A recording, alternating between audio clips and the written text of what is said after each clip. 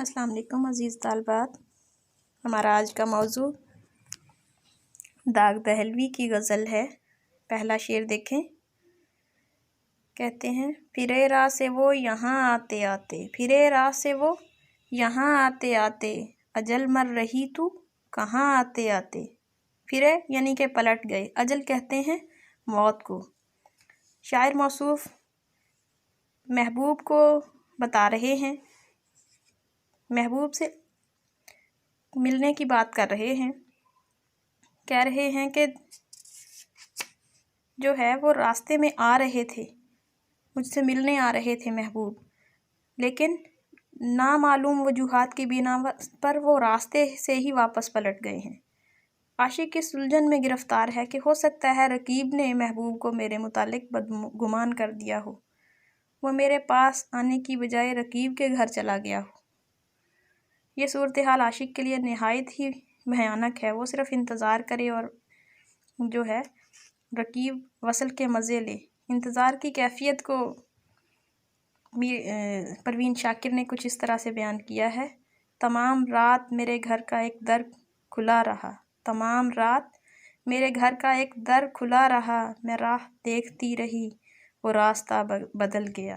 شاعر اس مایوسی کے عالم میں موت سے مخاطب ہو کر کہتا ہے کہ اے اجل یعنی کہ اے موت، جب میرا محبوب واپس جا رہا تھا تو کہاں مر رہی تھی؟ اگر محبوب نہیں آنا چاہتا تھا تو کم از کم تو آ جاتی تاکہ میری رسوائی نہ ہوتی۔ میرے ساتھ یہ جو رسوائی ہوئی ہے تیرے نہ آنے کی وجہ سے ہوئی ہے۔ اسی بات کو مرزا غالب نے کچھ اس طرح بیان کیا ہے، ہوئی تاخیر تو کچھ باعث تاخیر بھی تھا، ہوئی تاخیر تو کچھ باعث تاخیر بھی تھا، آپ آتے تھے مگر کوئی عناگیر بھی تھا۔ محبوب عاشق کے لیے دنیا جہاں کی ہر چیز سے بڑھ کر ہوتا ہے۔ عاشق ساری زندگی محبوب کے انتظار میں بسر کر دیتا ہے، مگر اردو شاعری کا روایتی محبوب اپنی لاپرواہی اور غرور حسن کی وجہ سے عاشق صادق کو کوئی اہمیت نہیں دیتا۔ اس شعر میں بھی یہی حال بیان کیا گیا ہے۔ محبوب عاشق تک پہنچنے سے پہلے ہی لوٹ جاتا ہے۔ یہ بات عاشق کے لیے بہت بڑے صدمے کی بات ہے، کیونکہ بیچارے عاشق کے لیے محبوب کے انتظار میں گزرا ہوا ایک ایک پل صدیوں پر بھاری ہوتا ہے۔ مرزا غالب نے ہی کہا تھا، ہم نے مانا کہ تغافل نہ کرو گے لیکن، ہم نے مانا کہ تغافل نہ کرو گے لیکن، خاک ہو جائیں گے ہم تم کو خبر ہونے تک۔ اور میر تقی میر نے کہا تھا، ہو گئی شہر شہر رسوائی، ہو گئی شہر شہر رسوائی، اے موت تو بھلی آئی۔ اگلا شعر دیکھیں۔ نہ جانا کہ دنیا سے جاتا ہے کوئی، نہ جانا کہ دنیا سے جاتا ہے کوئی، بہت دیر کی مہرباں آتے آتے۔ نہ جانا یہ بات نہیں جانی، یہ بات نہیں سمجھی، بہت دیر کی کافی دیر کر دی۔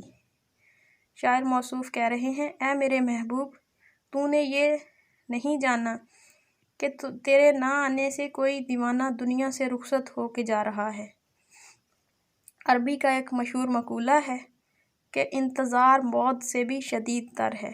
شاعر کو یہ خدشہ ہے کہ کہیں وہ محبوب کے انتظار میں موت کا شکار نہ ہو جائے۔ اگر موت آنے سے پہلے محبوب آیا تو پھر اس کے آنے کا کیا فائدہ؟ اگر موت کے بعد محبوب آیا کہہ رہے ہیں تو پھر اس کا کیا فائدہ؟ شاعر یہ سب کچھ لکھ کر اپنے محبوب کو اصل میں یہ احساس دلانا چاہتا ہے کہ تجھے جتنی جلدی ہو سکے میرے پاس آ جانا چاہیے۔ کہیں ایسا نہ ہو کہ مایوسی مجھ پر غالب آ جائے اور میں موت کا انتظار تیرا انتظار کرتے کرتے موت کا شکار نہ ہو جاؤں، اس دنیا فانی سے میں رخصت نہ ہو جاؤں۔ فیض نے کہا تھا، تم آئے ہو نہ شب انتظار گزری ہے، تم آئے ہو نہ شب انتظار گزری ہے، تلاش میں ہے سحر بار بار گزری ہے۔ عاشق مایوس ہے کیونکہ اس کی دل کی تمنا دل میں ہی رہ گئی ہے۔ غالب نے کیا خوب کہا تھا، یہ آرزو تھی، یہ نہ تھی ہماری قسمت کہ وصال یار ہوتا، یہ نہ تھی ہماری قسمت کہ وصال یار ہوتا، اگر اور جیتے رہتے یہی انتظار ہوتا۔ اگلا شعر دیکھیں۔ سنانے کے قابل جو تھی بات ان کو، وہی رہ گئی درمیاں آتے آتے۔ عاشق کی محبوب سے ملاقات ہوتی ہے تو ملاقات کے دوران میں عاشق کی بے قراری دیدنی ہوتی ہے۔ عاشق نے دل میں بہت ساری باتیں سنبھال کے رکھی ہوتی ہیں، محبوب آئے گا تو اس سے یہ بات کروں گا، مگر جب ملاقات ہوتی ہے تو عاشق کی زبان اس کا ساتھ نہیں دیتی۔ وہ محبوب کے سراپائے حسن میں کھو جاتا ہے، اسے ساری باتیں بھول جاتی ہیں۔ محبوب جو کہتا ہے عاشق سنتا جاتا ہے، لیکن جو شکوے شکایتیں اس نے دل میں سنبھالے ہوتے ہیں وہ اس کے دل میں ہی رہ جاتے ہیں۔ اور اسی بات کو کسی شاعر نے کیا خوب کہا ہے۔ گلے سے ملتے ہی جتنے گلے تھے بھول گئے، گلے سے ملتے ہی جتنے گلے تھے بھول گئے، وگرنہ یاد تھیں ہم کو شکایتیں کیا کیا۔ کسی شاعر نے اسی بات کو کیا خوب اس طرح سے بیان کیا ہے، کہتے ہیں یہ کہیں گے وہ کہیں گے جب وہ آئے گا، یہ کہیں گے وہ کہیں گے جب وہ آئے گا، سب کہنے کی باتیں ہیں کچھ بھی نہ کہا جائے گا۔ اصل میں محبوب کے حسن و کمال کے سامنے عاشق بے خود ہو کر سب کچھ بھول جاتا ہے۔ محبوب کے روب حسن سے اس کی قوت گویائی چھن جاتی ہے۔ اس شعر میں دوسرے پہلو کا اظہار اس طرح سے کیا گیا، وہ عام طور پر ہوتا نہیں ہے۔ محبوب کبھی بھول کر بھی عاشق کو دیدار نہیں کراتا۔ عاشق سے محبوب ملاقات کا وعدہ کرتا ہے، مگر عاشق کو یہ یقین نہیں ہوتا کہ ایسا ہو جائے گا۔ جب محبوب آ جاتا ہے تو عاشق کی زبان قوت گویائی سے محروم ہو جاتی ہے۔ وہ اپنی خواہش کو جو حسرت بن کر اس کے دل پر پروان چڑھ رہی ہوتی ہے بھول جاتا ہے۔ تمام شکوے شکایات جو وہ کرنا چاہتا ہے اس کے دل میں ہی رہ جاتے ہیں۔ اسی بات کو فیض نے کیا خوب بیان کیا ہے۔ ان سے جو کہنے گئے تھے فیض جاں صدقہ کیے، ان سے جو کہنے گئے تھے فیض جاں صدقہ کیے، ان کہی ہی رہ گئی وہ بات سب باتوں کے بعد۔ اگلا شعر دیکھیں۔ میرے آشیاں کے تو تھے 4 دن کے، میرے آشیاں کے تو تھے 4 دن کے، چمن اڑ گیا آندیاں آتے آتے۔ آشیاں کہتے ہیں گھونسلے کو، 4 دن کے یعنی کہ چند ایک دن کے، چمن باغ کو کہتے ہیں۔ بارش کے موسم میں یا طوفان میں صرف گھونسلے ہی تباہ نہیں ہوتے، اکثر اوقات بڑے بڑے تناور درخت بھی جڑوں سے اکھڑ جاتے ہیں۔ پرندوں کی کل کائنات ان کے گھونسلے ہوتے ہیں۔ جب گھونسلے ٹوٹ جاتے ہیں تو پرندے مایوس ہو جاتے ہیں۔ اگر چمن سلامت رہ جائے تو وہ کسی اور درخت پر اپنا گھونسلہ بنا لیتے ہیں۔ اگر خدا نخواستہ وہ چمن ہی جل کر راکھ ہو جائے تو پھر کیا ہو سکتا ہے۔ کسی شاعر نے کیا خوب کہا ہے کہ شبنم کی ایک بوند تھی پھولوں کی کل کائنات، شبنم کی ایک بوند تھی پھولوں کی کل کائنات، وہ بھی نہ بچ سکی ہوس آفتاب سے۔ اس شعر میں شاعر نے ایک پرندے کے پردے میں وطن سے اپنی شدید محبت کا اظہار کیا ہے۔ فطری بات ہے کہ انسان جس جگہ پیدا ہوتا ہے اس جگہ کی یاد موت تک اس کا ساتھ دیتی ہے۔ یہی حالت داغ کی بھی ہے۔ شاعر ہونے کے ناطے وہ دوسرے انسانوں سے زیادہ حساس ہیں، اس لیے ان کے لفظوں میں وطن کی بربادی کا کرب زیادہ ہے۔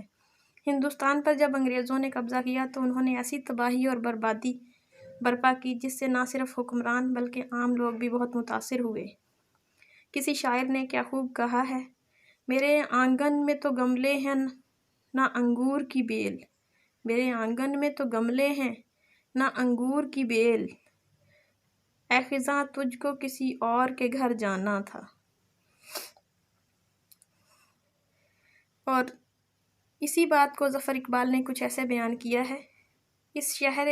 یہ شہر زندہ ہے لیکن ہر ایک لفظ کی لاش، یہ شہر زندہ ہے لیکن ہر ایک لفظ کی لاش، جہاں کہیں سے بھی اٹھی شور ہمارے گھر میں رہا۔ آخری شعر دیکھیں۔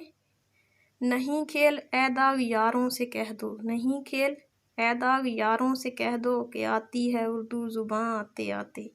کھیل یعنی کہ آسان سی بات، آتے آتے بڑی دیر سے یعنی کہ آتی ہے۔ اب اس شعر میں جو کہ غزل کا مقطع بھی ہے، شاعر موصوف اردو زبان کی اہمیت اور افادیت بیان کرتے ہوئے کہہ رہے ہیں اپنے دوستوں سے مخاطب ہیں کہ اردو زبان کو ہر غیر اہم اور گری ہوئی چیز لوگ سمجھ لیتے ہیں۔ وہ ان سے کہتے ہیں کہ اے میرے دوستو، اردو زبان کوئی آسان زبان نہیں ہے۔ اس کو سمجھنے اور سیکھنے کے لیے بہت لمبا عرصہ درکار ہے، تب کہیں جا کر انسان کو اردو زبان پر عبور حاصل ہوتا ہے۔ داغ دہلوی ہی کا شعر ہے، اردو ہے جس کا نام ہمیں جانتے ہیں داغ، اردو ہے جس کا نام ہمیں جانتے ہیں داغ، ہندوستان میں دھوم ہماری زباں کی ہے۔ داغ دہلوی آپ جانتے ہیں اردو زبان کے استاد تھے، جبکہ زبان دانی میں ان کو کمال حاصل تھا۔ اس شعر کا ایک مطلب یہ بھی ہے کہ شاعر اپنے معاصرین کو مخاطب کرتے ہوئے کہتے ہیں کہ اردو زبان میں اپنی استادی کا سکہ منوانا آسان نہیں ہے۔ بڑی محنت اور ریاضت کے بعد میں نے یہ مقام حاصل کیا ہے۔ ہر شاعر یہ دعویٰ نہیں کر سکتا کہ اسے میری طرح اردو زبان پر عبور حاصل ہے۔ کسی شاعر نے کیا خوب کہا ہے، ہم ہیں اردوئے معلیٰ کے زباں داں اے عرش، ہم ہیں اردوئے معلیٰ کے زباں داں اے عرش، مستند ہے جو کچھ ارشاد کیا کرتے ہیں۔ اور پھر اسی بات کو جو ہے کسی اور شاعر نے کچھ اس طرح سے بیان کیا، اردو جسے کہتے ہیں تہذیب کا ہے چشمہ، اردو جسے کہتے ہیں تہذیب کا ہے چشمہ، وہ شخص مہذب ہے جس کو یہ زباں آئی۔ داغ دہلوی کی غزل پہ ہم بات کر رہے تھے۔ امید ہے آپ سب کو سمجھ آ گئی ہوگی۔ آپ سب کا بہت شکریہ۔ اللہ حافظ۔